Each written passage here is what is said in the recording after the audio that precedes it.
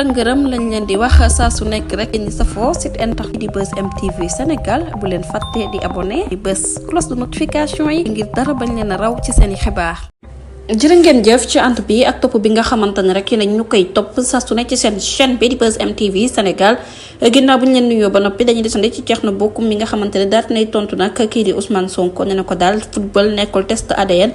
di kat yi nga xamante ne rek président Azir les leaders di Thierno Bocoum daat nay réagir ginnaaw kat yi nga xamante ne rek fi nekkoon ancien premier ministre bu Sénégal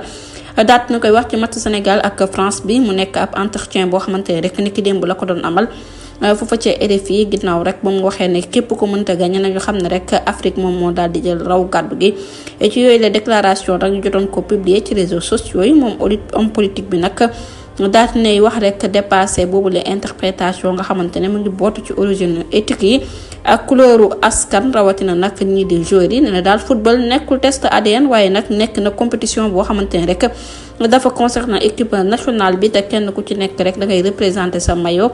doon ay kàddu yi nga xamante ne daal di na koy biral ci di Thierno Bocoum nag dafa daal di gis ne rek yëf yi ajoowul ci couleur der bu ñuul wala der bu xonq wala sa origine waaye daal réalité historique ak culturelle humaine la daal di bootu ndaxte nag ñun ñëpp rek benn lañ moom si jëm boppam nag yemul ca ginnaaw nag message bi nga xamante ne rek def na ko ancien député bi daal nay fàttali que ne Afrique dafay daal di porter ay défis te ambition ak responsabilité am ak ay ressortissants nekk na mbir moo xamante ne bu ko intéressé la moo xam mu nekk ay binationaux wala nag leneen ndax France dafay défendre intérêt ak askan bi moo xam nag fépp foo xamante ne rek fa la nag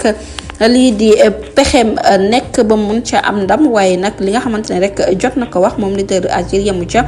daat nay wax na rek ak lépp lu mun ci demee nag résultat bu Sénégal nag nekk na mbir moo xamante ne mbir mu ñu soxal la waaye nag signifiewul que ne Afrique ci jëme boppam moom mooy daal di door Afrique di ay kàddu yi nga xamante ne rek Thierno Bocoum daat na koy yëkkati waaye nag daat nay apporter soutien ñi nga xamante ne rek ñoom ñooy équipe nationale bu Sénégal bi nga xamante ne rek dañoo war a jouer ni ki tey ji ginnaaw bu 19h jotee doon xibaar yi nga xamante ne daat nañ koy am la ba tey ci wàllum xibaar bu ñu jógee foofu dañuy desandi ci wàllum électrification jëmale ko nag ci gox-goxaat yi fii ci Afrique de l'Ouest kii di Guy Marius Sagna daat na dénoncé nag déficit bi nga xamante ne rek moom moo daal di am ak révolution souverainiste énergétique bu ñu sukkandikoo ci réunion bi nga xamante ne rek moom moo ñeel réunion parlementaire bu CEDEAO nga xamante ne rek doon nañ ko amal nag daal di teg base bi ci énergie renouvelable ak électrification yi nga xamante ne rek defaguñu ko ci dëkk yi ak ci gox-goxaat yi boobu les réunion nag ñu ngi ko doon amalee foofu ca diwaan bu Ndakaaru thème bi nag mooy naka la ñuy exploiter suñu énergie renouvelable ngir mën a yóbbu courant gi ci gox-goxaat yi mën a sakkanal bu baax nag li nga xamante ne moom mooy boobule courant ci espace bu CEDEAO yemul ca moom parlementaire bi nag di Guy Marius Sagna daat na yëkkati kàddoom daal di def constat boo xamante ne rek bu sévère la ci situation énergétique Afrique de l'Ouest waaye tamit nag daat nay mettre en cause défaillance yi nga xamante ne moom la gouvernement bi daal di lajji ak manque transparence bi nga xamante ne rek daat nay am ci yenn institution régionales yi bu ñu sukkandikoo ci parlementaire bi ñu ne nag lu ëpp 600 millions africains ci seen jëmmi bopp nag nekk na nit yoo xamante ne ñu ngi dund sans ñu jotee ci courant bi ci jamono bi nga xamante ne rek 60% yi ci solaire mondial la ñu nekk ci Afrique bi bu dee Afrique de l'Ouest diirub 220 jàpp 230 millions doomu aadama yoo xamante ne rek tey jii mënuñoo fexe ba jotee ci boobule courant te nag lu bat 88% ci ay zones rurales yoo xamante ne rek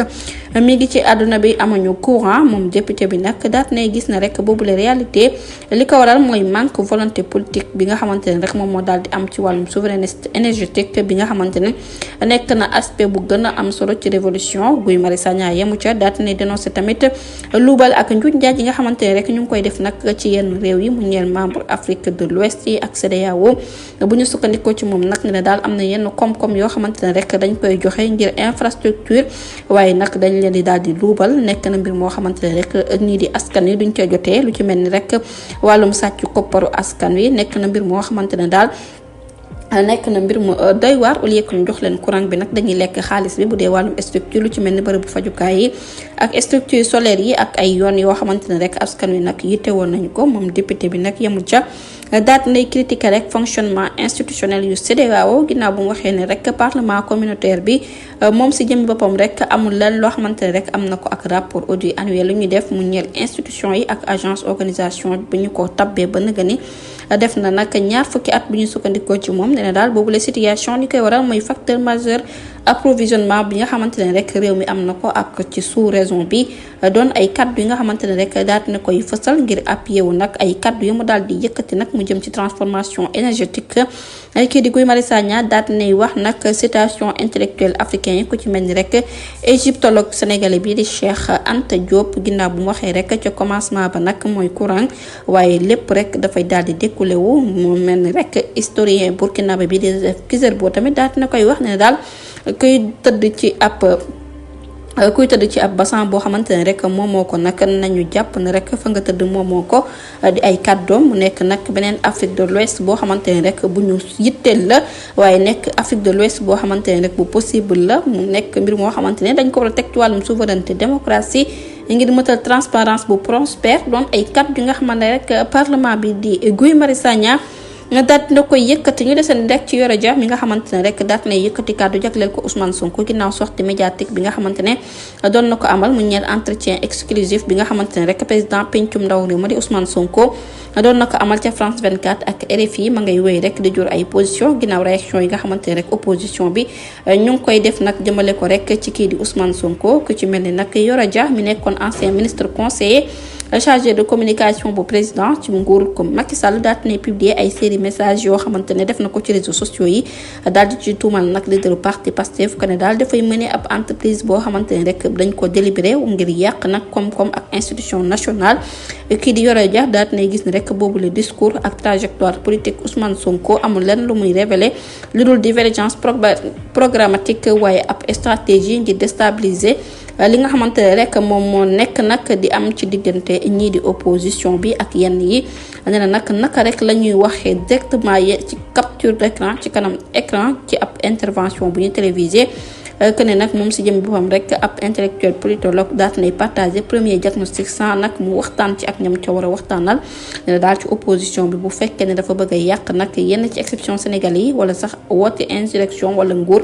moom si jëmmi boppam rek na daal di xam ne rek du ci dal wala sax bu ko yaakaar ci suñu économique dina nekk mbir moo xamante ne rek dina jur chaos institutionnel doon ay kàddu yi nga xamante ne daal dina koy fësal ne nag yëf yi nekkul incompétence waaye nag sabotage la di kàddu yi nga xamante ne rek ancien conseil président bii di Yoro Dia daal dina koy def nag ginnaaw bu mu attaqué kii di Ousmane Sonko ci bilan ginnaaw ñaari at yi nga xamante ne rek toog na ko ci bopp gouvernance économie bu réew mi ak primature bi bu ñu sukkandikoo ci moom ne na daal jafe-jafe jëm ci wàllum koppar ak soit stratégie exécutif yi dafay daal di wane nag volonté ngir manifester wu fragilité waaye nag gis nañu rek dafa am manque de maîtrise technique di ay kàddoom ca njëlbeen nag kii di Yoro Dia moom si jëm boppam rek mel na ne gasal na pax kii di Ousmane Sonko ne na daal ñàkk responsabilité am ak ñàkk arme ak yàq bi nga xamante ne rek def na ko ci suñu koom-koom nekk na mbir moo xamante ne dafay fësal incompétence am waaye nag nekk na mbir moo xamante ne rek moom si jëm boppam toujours dafay incarner nag négation doon ay kàddu yi nga xamante ne rek kii di Yoro Dia daat na koy fësal ba tey ci wàllum xibaar keneen ki nga xamante ne rek moom ci jëm boppam moom daal di def attaque contre Ousmane Sonko di Forum Justiciable daat nañu mer ba futtu nag président Forum Justiciable daat nay réagir ci déclaration yi nga xamante ne rek kii di Ousmane Sonko daal dina koy def nag ci yooyu la déclaration kii di Babacar Ba dafa daal di gis ne rek yooyu la attaque visé wul uniquement kii di Ousmane Sonko ci jëmmi boppam waaye nag dafa daal di atteindre suñu institution parlementaire bi nga xamante ne rek moom la teewal bu ñu sukkandikoo ci moom ne nag kaddu yi nga xamante ne daal dina koy yëkkati nekk na mbir moo xamante ne rek mbir mu doy waar la ci deuxième institution de la République ñoom président Forum Justiciable daal nañu fàttali que ne état de droit ak respect suñu institution yi moom mës a nekk principe ngir garantie stabilité ak système démocratie ci naka nu ne daal nay considéré que ne nag président pencum ndaw réew mi di Ousmane Sonko moom si jëmi boppam rek daat nay def loo xamante ne rek waru ko woon def di ay kàddoom yemu ca ci situation bu nu mel nag kii di Babacar Ba dafa gis ne rek yooyu la kàddu ëpp na génn nag ci moom ci naka noonu ma ngay sàkku ci acteur politique yi ak képp koo xamante ne rek mën nga def intervention ci débat public bi nga xamante ne def nañ ko ngir wane preuve de retenue ak responsabilité moom si jëm boppam rek daat nay wax ne nag yooyu la jokkalante mu ngi tegu ci respect mutuel ba noppi ak ci valeur républicaine ak démocratie mu daal di gis ne rek débat politique waruñ koo amal ci cadre respecté waaye tamit nag ci nit yi nga xamante ne rek dinañu respecté suñu institution doon ay cadre yi nga xamante ne daat na koy biral ba tey ci wàllum xibaar bu ñu jógee ko foofu dañuy desandi rek ci pont émergence ab malien la ñu daal di teg loxo nag ginnaaw bu ñu dafa sàcc ab xale boo xamante ne rek xale bu jigéen la atam toll ci ñetti at moom nag ma nga jógee foofu ci diwaan bu Mali la ñu daal di teg loxo ca pont émergence ci guddik démb mu nekk nag ab xale boo xamante ne rek gis nañ ko waaye mënaguñu ko identifier boobule waaye nag ab malien la ginnaaw bu ñu ko tegee loxo ci côté 1h du matin ki nga xamante ne moom mooy Esba doon cultivateur ay atam toll ci fanweeri at ak juróom-benn nationalité malienne dëkk ca diwaan bu Mali daat nañu ko yóbbu ca commissariat arrondissement bu Parcelles Assainies moom si jëm boppam ki ko fa yóbbu di Es Wade ak P Diatta ak M Kane ginnaaw bu ñu ko bettee nag ci wetu échangeur bu émergence compagnie mu daal di téye ab xale boo xamante ne ñetti at képp la am ci situation bu nu mel nag ñu daal di koy suspecté ci jamono bi nga xamante ne rek ci la ñu ko teg loxo kii di Esba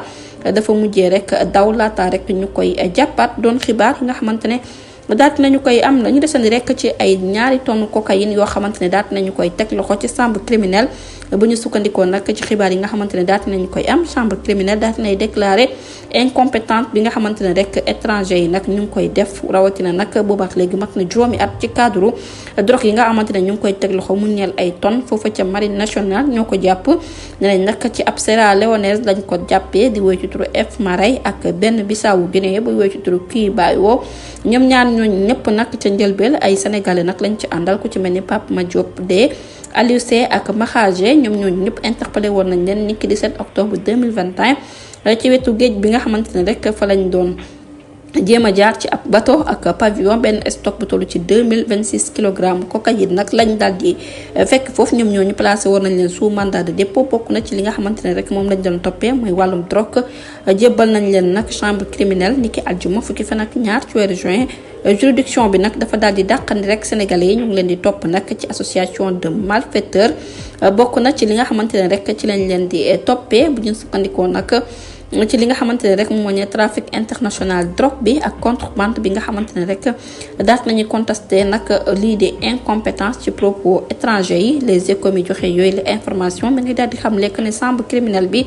daat ne invoqué ay convention Montego Bay ngir mën a justifié wu nag dogal bi nga xamante ne rek moom la ci war a jël que ne képp koo xamante ne teg nañ la loxo nag ci géej gi maanaam daal koo xamante ne dëkkoo fii nekk na peine boo xamante ne rek loi bi dina ko appliqué ci yow waaye bu fekkee ne rek ci kaw espèce la ñu gis ci ay doomu aadama yoo xamante ne rek teg nañ leen loxo mu ñeel nag marine nationale toll ci 363 nautique jàpp nañ leen